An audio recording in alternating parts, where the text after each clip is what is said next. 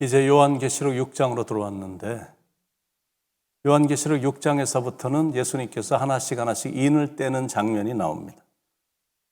자, 그러면 요한계시록 6장에서 말씀하려고 하는 참 핵심의 메시지가 대체 무엇일까? 인을 하나하나 뗄 때마다 어떤 고통이 일어나고 어떤 심판이 행해진다라는 그것이 핵심이 아니라 그 심판이 예수 그리스도를 통해서 일어난다라는 것이 그게 핵심입니다. 더 정확하게 말하면 두루마리를 받으신 예수님이 그 인을 떼셔야만 그런 일들이 일어난다라는 거예요.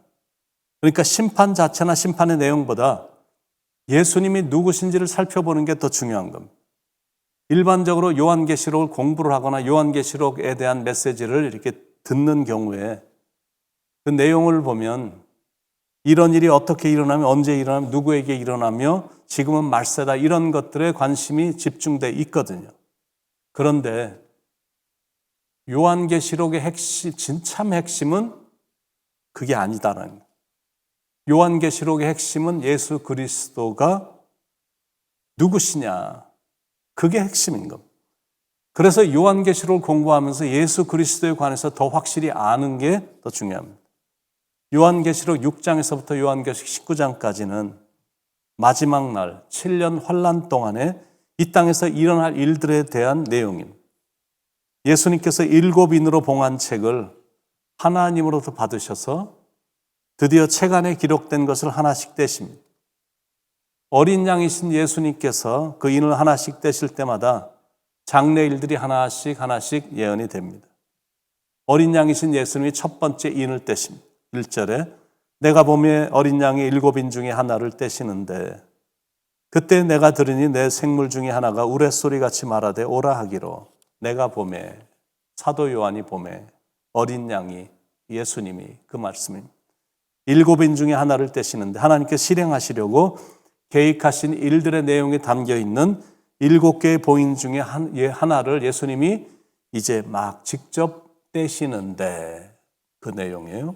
그때 내가 들으니 내 생물 중에 하나가 우레소리같이 말하되 오라 하기로 내 생물 중에 하나가 요한 보고 오라고 해서 2절에 이에 내가 보니 흰 말이 있는데 그 탄자가 활을 가졌고 면류관을 받고 나아가서 이기고 또 이기려고 하더라.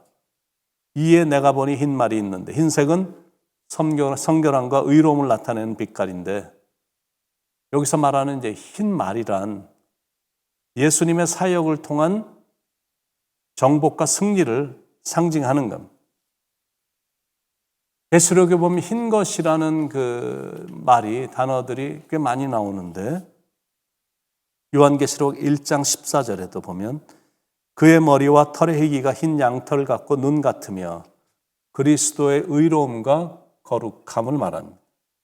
흰 돌을 주었고 요한계시록 2장 17절에 신실한 성도들에게 주는 돌을 말합니다. 흰 옷을 입고 주님과 함께 다니리니 요한계시록 3장 4절에 자신을 더럽히지 않은 의로운 백성들이 그날에 주님과 함께 다님을 의미하는 겁니다. 흰 말을 타고 다니시며 백마를 타고 다니시며 요한계시록 19장 11절에 나온 말씀.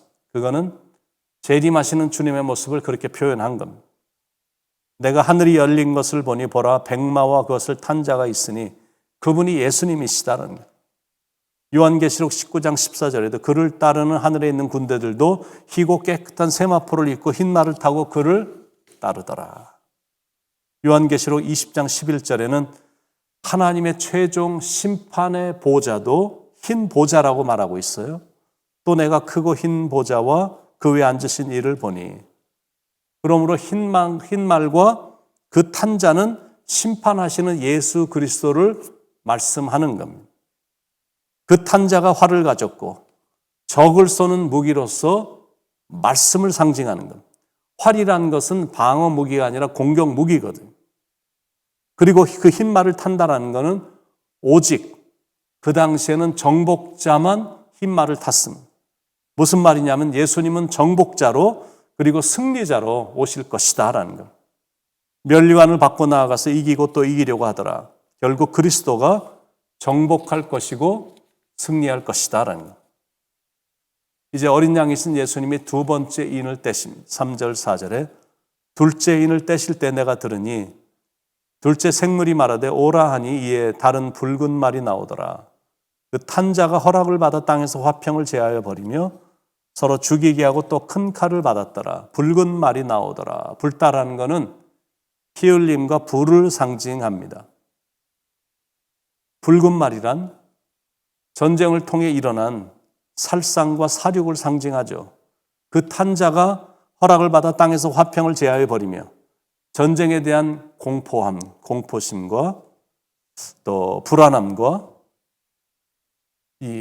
그런 것들이 이런 무서움과 공포와 불안함이 이 땅을, 이 지상을 휩쓸기 때문에 이 땅에 화평함이 사라질 것이다 라는 겁니다. 서로 죽이게 하고 전쟁을 통해서 서로 죽이고 피 흘리는 일들이 자행된다라는 것. 또 큰 칼을 받았더라라는 것은, 큰 칼이라는 것은 전쟁용 무기들이 발달을 해서 인간들을 대상으로 살상하는 핵무기 같은 것들이 결국엔 사용이 된다라는 것. 주님이 재림하시기 전에 그 전에 보지 못했던 큰 전쟁이 이 땅에 있을 거다라는 것. 마태복음 24장 7절에 보면 민족이 민족을 나라가 나라를 대적하여 일어나겠고, 이런 예언의 말씀이 있어요. 그러다 결국 요한계시록에서 말하는 마지막 전쟁이 일어나게 될 텐데, 그 전쟁은 유브라데강 부근에서 2억 명의 군사가 동원이 될 대전쟁입니다. 유브라데 강이 말라 동방의 왕들이 들어오므로 세계적 연합군이 형성이 돼서 아마겟돈, 무기또 언덕에서 마지막 세계대전이 일어날 것이다 라는 예언입니다. 제1차 세계대전으로 인해 죽은 군사들만의 숫자가 1000만 명이에요. 제2차 세계대전에서 죽어간 군인들의 숫자가 1700만 명입니다. 민간인들이 죽은 살상은 말할 수 없이 더 많습니다. 만약 앞으로 세계 3차 대전이 일어난다면 그건 이전의 전쟁과는 완전히 다른 전쟁이 될 겁니다. 드론 미사일이 발달이 되고 또 핵무기가 사용이 되고 화학용, 생물학 무기들이 동원될 거기 때문에 인류가 일찍이 경험하지 못한 처참하고 처절한 전쟁이 될 겁니다. 그날이 온다라는 것. 이제 어린 양이신 예수님이 세 번째 인을 떼십니다. 5절 6절에 셋째 인을 떼실 때 내가 들으니 셋째 생물이 말하되 오라 하기로 내가 보니 검은 말이 나오는데 그 탄 자가 손에 저울을 가졌더라. 내가 내 생물 사이로부터 나는 듯한 음성을 들으니 이르되 한 데나리온의 밀 한 대요 한 데나리온의 보리 석 대로다. 또 감람류와 포도주는 해치지 말라 하더라. 이번에는 검은 말이 나오는데, 검은 말이란 거는 검은 세력을 말하는 것. 이 세상이 어두움으로 가득한 세상이 된다는 것. 완전히 암흑시대입니다. 세속주의가 판을 치고 돈을 사랑함이 교회로까지 파고 들어왔고, 또 이단 사상의 범람으로 인해 순결한 진리가 배척이 되고 믿음도 전혀 없는 신학자들이 진리를 왜곡시키고 하나님의 말씀보다는 인간의 전통과 인간이 만든 가르침에 더 힘을 실어주는 현상들이 나타나므로 이 땅에 무서운 하나님의 심판이 도래하게 된다라는 것. 그것뿐만이 아니에요. 이 세상은 지극히 황폐해지고 사람들은 극심한 기근에 접하게 되고 인플레로 인해 경제 파탄이 온다라는 것. 그 탄자가 손에 저울을 가졌더라. 손에 저울을 가지고 식량을 달아 배급했다라는 것. 기근이 너무 심해서 식량이 부족하기 때문에 조금씩 달아서 줄 수밖에 없는 이런 사태가 온다라는 것. 한 데나리온의 밀 한 대요. 한 데나리온은 병사나 노동자의 하루 품삯에 해당되는 액수고 한 대는 보통 사람의 1인분 식량입니다. 한 데나리온으로 밀 5대를 살 수가 있는데 그때는 한 데나리온으로 밀 한 대밖에 못 산다는 것. 하루 종일 일해봤자 한 사람만 먹을 수 있는 양밖에 못 사는 겁니다. 그런데 문제는 인플레이션이 너무 심하니까 일은 해서 돈은 벌지만 그 돈 갖고는 식량조차 못 구한다는 거예요. 돈을 많이 갖다 줘도 식량이 없어서 살 수 없는 그런 기근의 시대가 온다는 거예요. 한 데나리온의 보리 석 대로 돼. 한 데나리온으로 보리를 24대를 살 수가 있는데 그때는 석 달밖에 못 산다는 거예요. 그만큼 심각한 기근의 날이, 먹을 게 없어서 사람들이 도탄에 빠지게 되는 날이 온다라는 거예요. 그 날이 오면 육적으로도 기근이고 영적으로도 심각한 기근이 있을 것이다라는 거예요. 하나님을 떠났기 때문에 이런 파탄과 환란이 임한다라는 겁니다. 그러나 예수님만 있으면 된다. 내 삶에 주님만 계시면 된다. 그게 결론입니다. 신앙만 변치 않으면 되는 거예요. 왜냐하면 이 세상의 모든 것들이 다 예수님 손 안에 있고 앞으로도 예수님께서 모든 일들을 다 처리하실 것이기 때문에 그 일을 이루실 예수님만 꽉 잡으면 됩니다. 그분은 결단코 우리를 실망시키지 않으실 것이기 때문에 그렇습니다. 그러므로 말세에는 그런 일들이 분명히 일어날 거지만 그런 일들에 대해서 미리부터 두려워하지 말고 아무리 환란의 시대가 와도 주님을 온전히 신뢰하고 그리고 말씀을 붙잡고 나가는 사람들을 예수님은 부족함이 없게 하시고 긍휼과 자비함을 베풀어 주실 것이니 우리는 흔들림 없이 주님만 온전히 믿고 따라가면 됩니다. 그런 믿음의 여정을 착실하게 잘 걸어가시길 능력의 예수님의 이름으로 간절히 축원을 드립니다. 기도하겠습니다.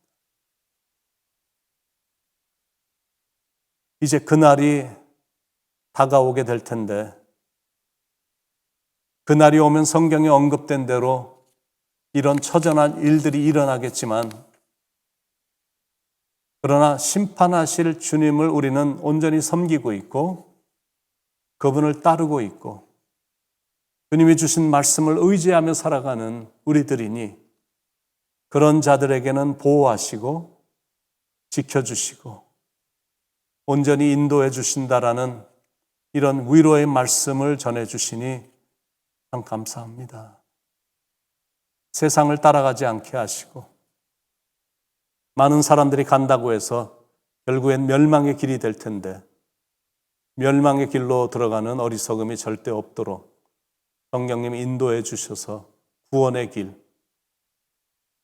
주님이 원하시는 길, 천국으로 향하는 길을 걸어가도록 성령님이 끝까지 지켜주시옵소서. 주님께 늘 감사드리며 사랑이 많으신 예수님의 이름으로 간절히 기도드립니다. 아멘.